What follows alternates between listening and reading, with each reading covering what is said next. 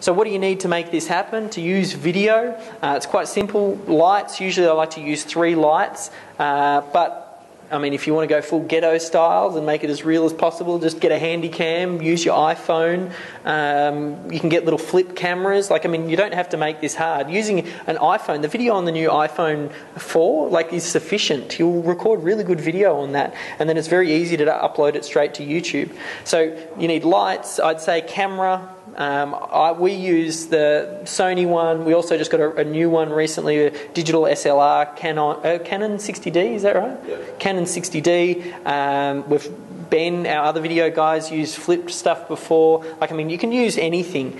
Get yourself a tripod. Tripods are important. It's always good to spot the ones that have got little spirit levels, so that way you can make sure that it's exactly even. Microphones, sound is really, really key, and we struggled with that this morning. We were having some trouble because we wanted to make sure we had the best possible sound. When it comes to video, even though people might think that the image is most important, the sound is actually one of the most important things. And if the sound isn't quite right, it can be distracting, and so it's going to be interesting to see how the sound from this goes. We're just using a wireless Bluetooth mic. When I'm in the studio, we use a mic that's floating around somewhere. It's just a little lapel mic. You want to get the omnidirectional one, which Age is just sort of bringing up now. So just try it out. Lovely assistant, thank you. Yeah, so it's just like one of these, plugs straight into the camera, and then I run this up through my shirt, and that's how the sound. I started appreciating sound a lot more than I ever used to. I used to think it was all about the picture, but it really is all about the sound.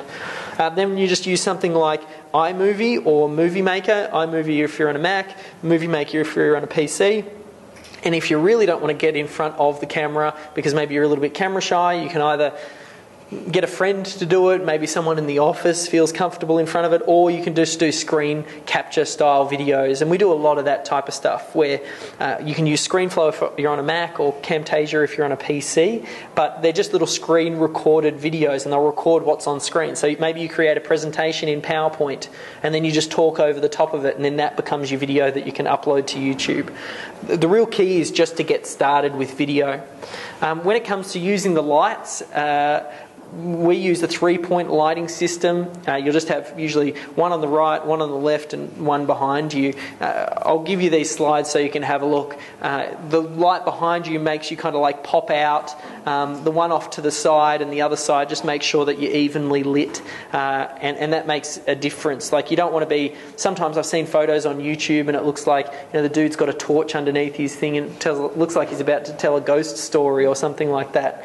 It doesn't take much. You just got to start to think about these types of things, but it doesn't need to be perfect. At the moment, it's well above that. I think this particular slide I created a little while ago. Like, there's over 300 videos on my trading YouTube account, and then we've got over 500. I've only recently set up the Melbourne SEO Services one because I realised how big video is, and we've already uploaded like 500 videos onto that.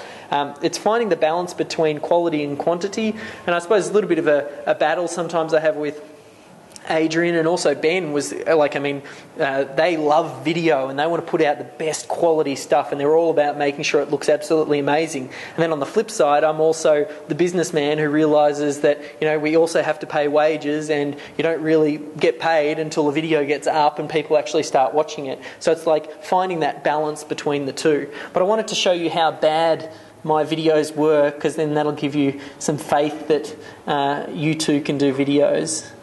So hopefully if the internet's picked up a little bit. So this is one of my... Actually, this one you can't see.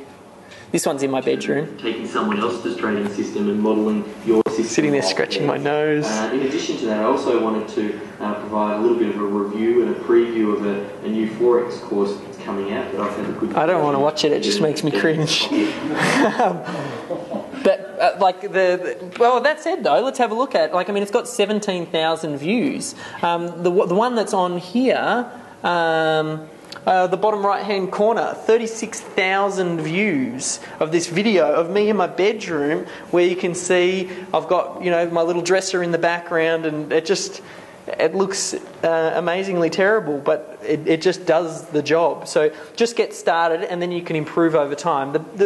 With everything online, the first time you put it up, it's the worst it's ever going to be, and just make slow incremental gains. That's the real key. A lot of people never get started because they want it to be perfect before they get started, so they never end up doing anything. The best thing that you can do, that's a real key lesson, is just making sure, just get started, get it into play, and then improve it as you go.